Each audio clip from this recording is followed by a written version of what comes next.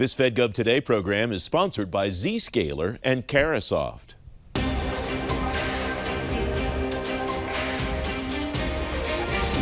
On this edition of FedGov Today with Francis Rose, a new agenda for America's warfighting Navy, hitting the gas pedal on the Pentagon's zero trust journey, and coming soon to DISA, the next phase. Welcome to FedGov Today with Francis Rose. The new Chief of Naval Operations lists 3 items on her agenda of priorities. Admiral Lisa Franchetti calls that agenda America's warfighting Navy. At West 2024 in San Diego this week, she tells me the goal for that document. You know, when I wrote America's Warfighting Navy, I was really thinking about providing a unifying vision for what it is our Navy does, who we are, what we do, where we're going, and really to set forth my priorities, which are warfighting, warfighters, and the foundation that supports them. And I think it really talks to what it is that the Navy does to support the national defense strategy. We deter strategic attack, we protect our homeland, we work with allies and partners, and you know, our Navy is really out globally, forward, operating every day from the seabed to space and everything in between to deter our adversaries, respond in crisis, and be ready, if necessary, to fight and win our nation's wars. I want to start in the middle with warfighters. Sure. What are your priorities right now regarding the men and women in uniform, the civilians that support them, and the way they interact with the industrial base that supports the Navy and Marine Corps? Well, I would say that our warfighters are our true strategic advantage. And the most important thing to me is that they feel valued, that they understand how they contribute to our mission every single day, and that they can see themselves in that mission, that they have the tools, the resources, the skills, the training, education, everything they need to be able to do their job. Because again, without them, we can have the best platforms in the world, but they won't do anything or go anywhere without our amazing warfighting team. What's your sense of the delta between where you would like that to be, that warfighter sense of their place in the Navy, with what it actually is today? You know, I think it can be hard to assess that, but what we have to work at every single day is building trust with our people, building trust with their families. You know, and we do that by demonstrating that we care about them, we care for them, things that they are interested in for their quality of service, whether it's their quality of life, their quality of work. It's my responsibility to get after some of those challenges that they face. How will you gauge that response? What will you ask the CNP to give you? What will you look at yourself to understand where that stands at any given time?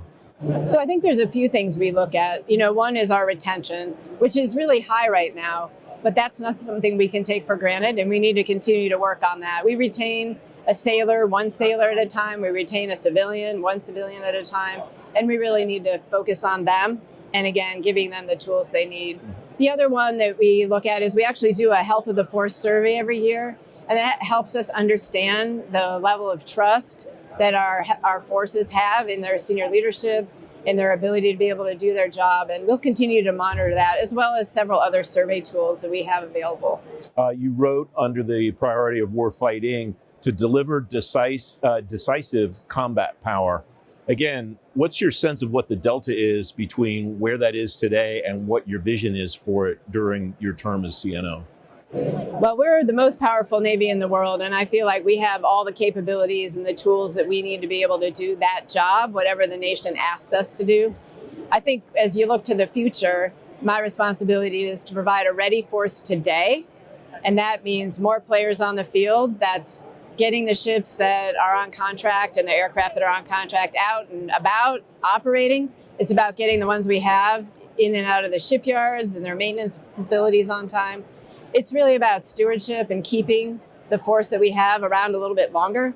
And it's making sure that we have a ready force with the munitions, with the spare parts, with everything they need. And I'm focused on those things. I've also got to think about the future fleet, the capabilities that we're going to need to have and as we design that fleet, and then how we're going to really work with our conventionally manned platforms to expand their reach, their lethality by integrating unmanned and autonomous platforms going forward. Because you can see that right now, everywhere we're operating, that's the character of war in the future that we've got to be ready for. A lot has been made over the last half decade or decade about the size of the fleet, and I've spoken to your predecessors at this show about that, the number.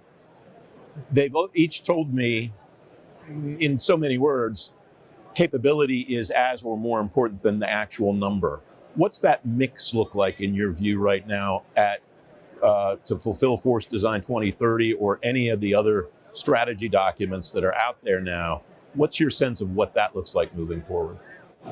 Yes, I think that is the question that we always ask is, what's the right size of the fleet? And we have a lot of studies and a lot of work and analysis that goes into that.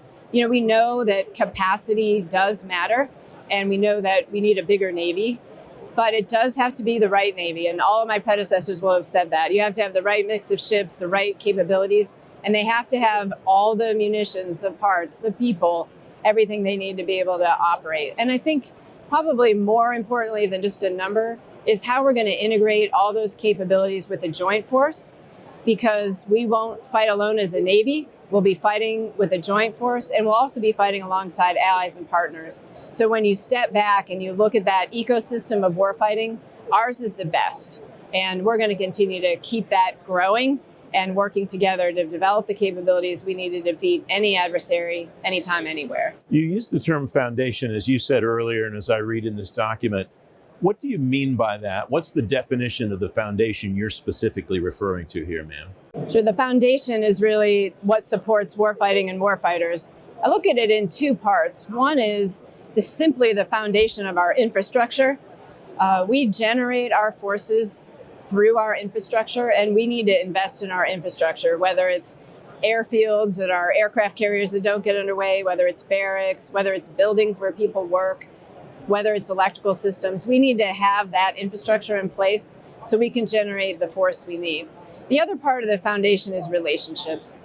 Those are relationships with Congress, with the White House, with our joint force, with our allies and partners, with industry, with academia, with everyone that helps contribute to building that warfighting force. That's the other part of the foundation that we really need to continue and invest in. And I'd also say that includes the American people. Our military reflects the people of America, the rich fabric of America, and we need to make sure that the people of America know what it is their Navy does for them every day, and we continue to keep building our trust with them every single day through our operations and everything we do to support them. One of those relationships is one that I wanted to touch on next, and that's the relationship with the Hill. What's that dialogue like now? What's the main message you want to drive with Capitol Hill, and what are you getting back as you talk to people on the Hill about delivering on these priorities? So I think the most important thing is to continue to engage the Hill, engage everyone in Congress, and talk a lot about exactly what I put in America's Warfighting Navy, which is who we are, what we do, and where we're going. Because it's a team effort to be able to understand and see what it is we do. We love to get all of the members of the Hill out to see our sailors in action, because I think it really does help them better understand how we support the nation, whether it's in the Red Sea, whether it's protecting commerce, whether it's protecting internet and undersea cables, whether it's deterring potential adversaries. It's great for them to be able to see that firsthand and understand what it is that we need and where we need their help with investments. A final thought is a little more personal, maybe. When you conclude your term as CNO, what will you look back on to determine I achieved what I wanted to achieve during the time that I had, or I wish I had been able to do what things? Well, I really, as I said at the very beginning, want to make sure that our sailors understand that they're valued, they can contribute to the mission, and that our Navy remains available, flexible, and agile enough to provide options to our nation's leaders every single day. If I can say that I did that and we met our mission, then I will be happy. Admiral Franchetti, it's great to have you on the program. Thanks for your time today. Thank you. Thank you very much. You can find a link to the America's Warfighting Navy document and read more about it on today's show page at fedgovtoday.com. Up next, hitting the gas pedal on the Pentagon's Zero Trust journey. FedGov Today with Francis Rose continues in a moment.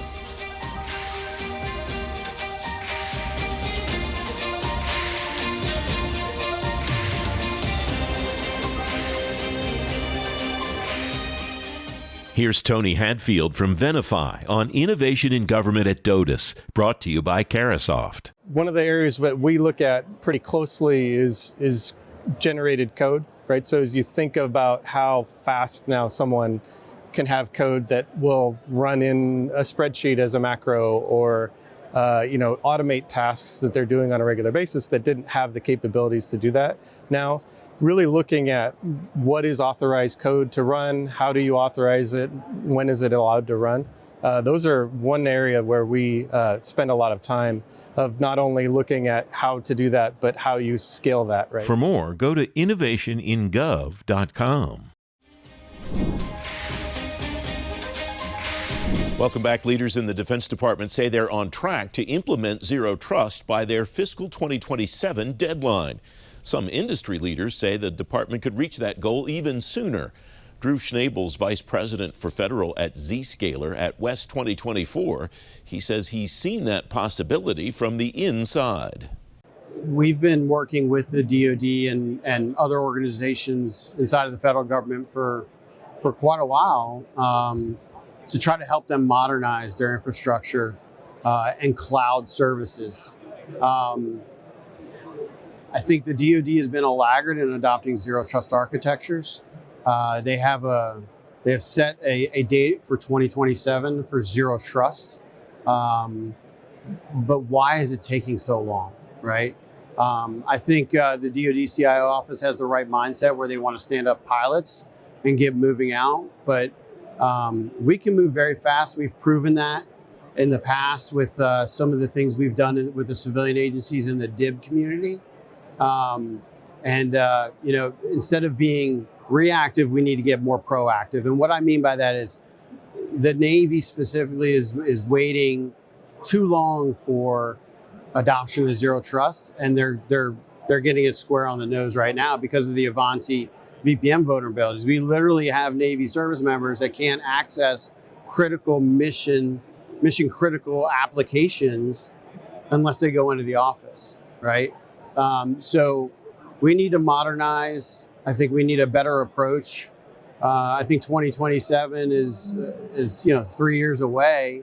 Why wait that long? We need to go now, and we need to help secure and protect the DoD's crown jewels. What's available to the department that they're not using, and what's your sense of what the holdup could be and how to get around it? Well, I think the DoD is such a big organization, right? It's hard for them to pivot.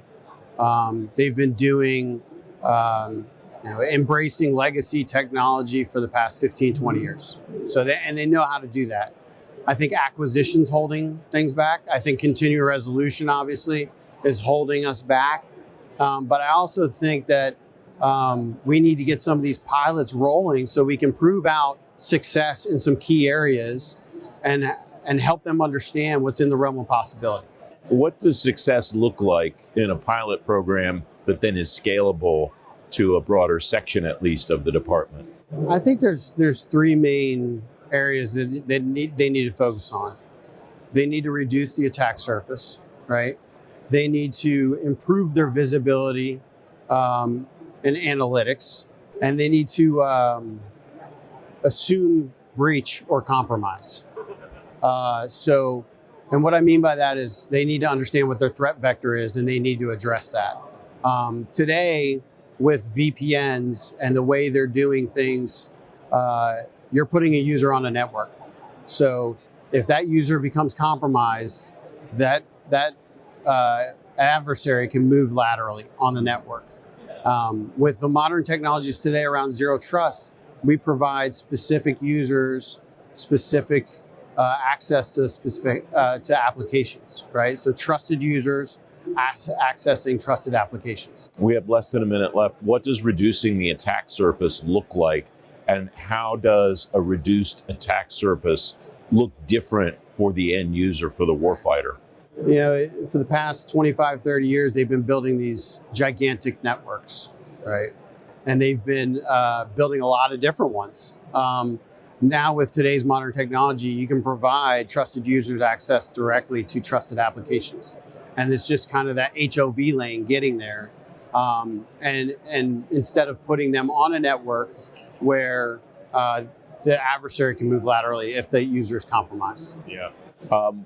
Final thought, what does success look like either before or at 2027 regarding zero trust? Success is essentially, less breaches, right? Better security posture, and just less breaches. Drew, thanks very much for joining me. I appreciate it. Thank you, Francis. Appreciate it. You can read more about the zero trust solutions Drew told you about on today's show page at fedgovtoday.com. Up next, the next phase is coming soon to DISA. FedGov Today with Francis Rose continues in a moment.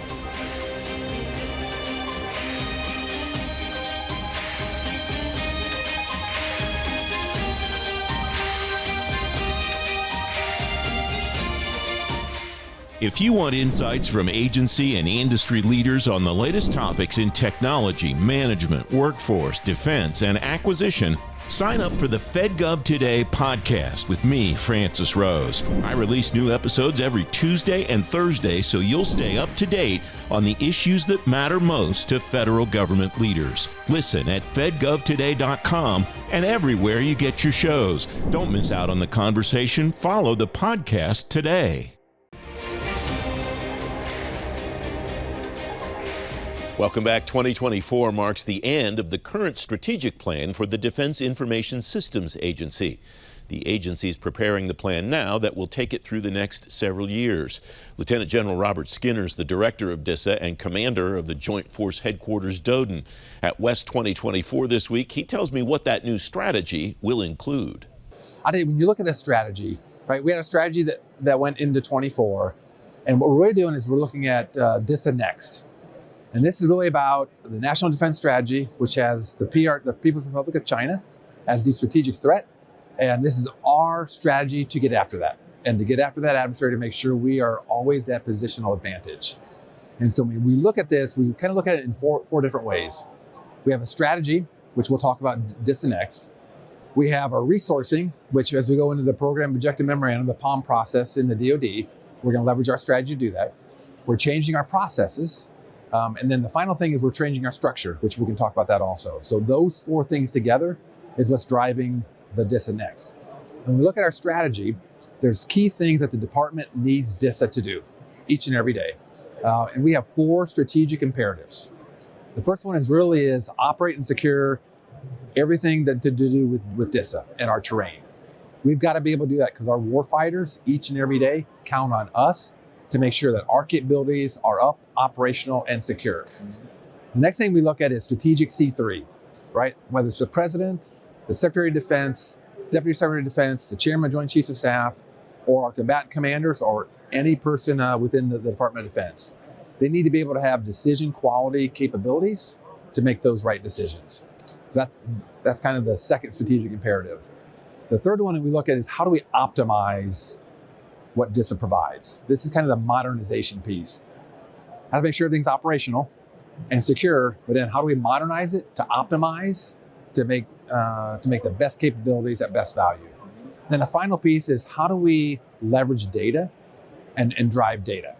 Because data to me is the center of gravity, and it will continue to be. And then underpinning all that is our workforce and the things that we are doing to upscale our workforce, as well as making sure that whether we're recruiting the right individual, all the way to professionally developing, and then retiring at some point in time in their future. I enjoyed the opportunity to talk to three of your DISA colleagues at the AFCEA DC lunch a couple of weeks back to talk about that process re-engineering that you're undertaking there. Walk me through that at a high level and how that pertains to what you're going to do in DISA Next. I'll tell you, process is key to all this. Usually when an organization goes through a restructuring or reorganization, they don't necessarily do the process piece, and it never gets to where they want to go. So we've made sure that we're doing both. And so we're looking at every single process that we have, whether it's an organization who's ordering a capability from DISA. Well, what's that customer interface like? Is it like the Amazon or whatever other digital environment where you're getting a service into a capability? Is that where it needs to be? The other part that we're looking at is all these other processes about personnel. Are all of our HR systems where they need to be so that it doesn't take weeks or months to find the right individual and then hire them into the workforce? And then there's an education and training piece. How do we have our systems to make sure that we're educated and trained? And then once we have the individuals, those capabilities, are we delivering our capabilities at the speed required? Do we have the right velocity to move that forward? So all these different processes are working together to optimize those strategic imperatives we just talked about. As far as the organization, the reorganization that facilitates that, my takeaway from that conversation with your team is that they're trying to be really, really mindful of aligning that reorg with the national defense strategy. And you just talked about how DISA Next will come underneath the national defense strategy. That's really the guiding, the guide star of what you're trying to do, it sounds like. Yes, and actually, a perfect example, right? The national defense strategy is our North Star. That is what we're aligning everything that we are doing. And so when we look at the reorganization, we looked at it and said, who's our primary customer and our primary mission partner? Well, it's got to be the combatant commands. Yes, we have the president. Yes, we have Secretary of Defense and the chairman and all of our other mission partners. But as a combat support agency, that's our identity. And so as the only combat support agency that provides information technology and communications capabilities for the department, that's our wheelhouse. And so when we looked at our structure, we said, we don't look like the combatant commands. We don't look like our key mission partners. So from a phone book test, it made perfect sense. The other thing that we did is we realigned functions and made sure that we had functional alignment. As an example, warehousing and supplies. We had warehousing and supplies being done in 10 different organizations. Now we have one organization that is in charge of warehousing and supplies as our J4. We now have a J2, which is our intelligence organization. DISA has never had a J2. How can we do acquisition? And how can we operate and secure our terrain if we don't understand the threat? And that's what our intelligence organization does. So as we kind of brought this together, it just made sense as we functionally aligned to go to this thing we call J codes, while also having our acquisition professionals be program executive offices, very similar to how the services do it. But again, we're aligning functions, but also aligning the phone book test so that when people are looking for DISA services, they know how to go and where to go to. I'm struck by the fact that we've gotten this far into the conversation and haven't talked much about technology. You really have emphasized in this conversation, in other conversations I've seen you, talks I've seen you give about the workforce, and that feeds all the way through to Workforce 2025. Where does that stand? You and I have discussed it before. What's the progress on that, and how are you judging the success that you're making since you've rolled it out between now and that 2025 date? Yes, great question. And while I don't emphasize technology, I don't de-emphasize it either. Sure. And the reason we talk about the workforce is technology is good, but if the workforce doesn't know how to leverage it to give us that positional advantage, then it's not really that good. Because at the end of the day, we're trying to be inside of the adversary's decision cycle so that we can be lethal, we have the right velocity, and we're driving towards those outcomes that we need to do each and every day. So as we look at Workforce 2025, we're just in the initial stages. We have our lines of effort, we have our key action items, and our J1, who's in charge of our human resources, is the person that is in charge of that. And so just as a perfect example, we've gone to job fairs before where we have had 0 hires out of them. At the last job fair we had, taking some of the principles that we have with Workforce 2025, we've hired about 30 individuals from one job fair, offer them on the spot, and then within the next few weeks, we were able to get them with a formal job offer, accepted, and then we're just now on the onboarding process. So that's just one of the examples. The other part is we're looking at the education training. I had a good discussion with the Naval Postgraduate School and things that they can do to help upscale our workforce so that we understand the technology and we understand how to leverage that against the problems that we have. So those are just kind of 2 examples of where we're leveraging the Workforce 2025 structure to bring outcomes and capabilities to our workforce. We have a little bit more than a minute left, General. What should we expect to see, those of us that follow what DISA does in DISA Next, that maybe is different, an add-on, an evolution, or whatever from the strategy that's in place today? Yes, I would say it is really getting after the strategic threat and making sure that our workforce, along with our priorities and strategies, are really driving us for that positional advantage. And so looking at all the things that we are doing and doing it 100% better. and also getting away from legacy so that we can get to the modernized environment, because at the end of the day, we got to build capacity for our department. When should I watch my inbox to see that come in? That will come in this month, actually. The team is putting in the finishing touches, and I can't say enough about the DISA team and our Joint Force Headquarters team as they're driving the strategy forward. General Skinner, it's great to have you on the program again. Thanks for your time. Francis, thank you. You can read more about what's coming at DISA, including DISA Next, on today's show page at fedgovtoday.com. FedGov Today continues in a moment.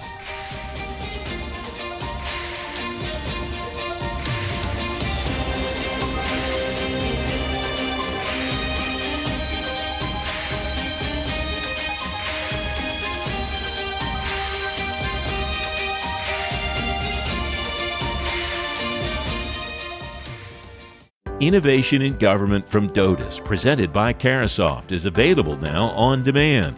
This program showcases the intersection of technology and government, with insights from government and industry leaders on topics like AI, modernization efforts, secure data movement, and quantum computing. You'll learn from leaders from NGA, DIA, SOCOM, and lots more. To learn more and watch the show, visit innovationingov.com.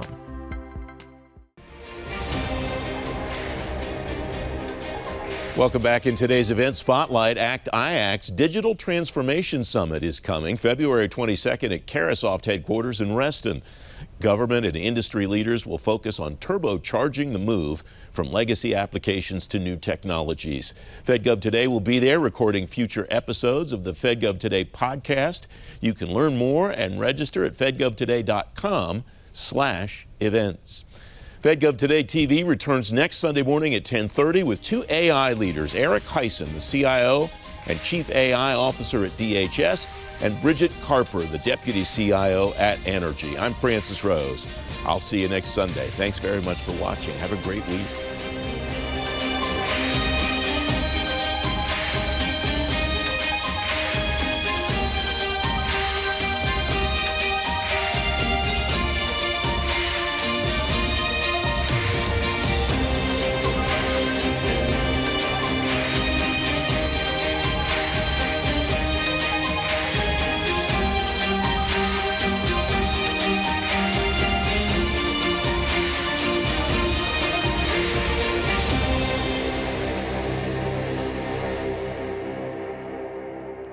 Here's Tony Hadfield from Venify on Innovation in Government at DOTIS, brought to you by Carasoft. One of the areas that we look at pretty closely is generated code, right? So as you think about how fast now someone can have code that will run in a spreadsheet as a macro, or automate tasks that they're doing on a regular basis that didn't have the capabilities to do that.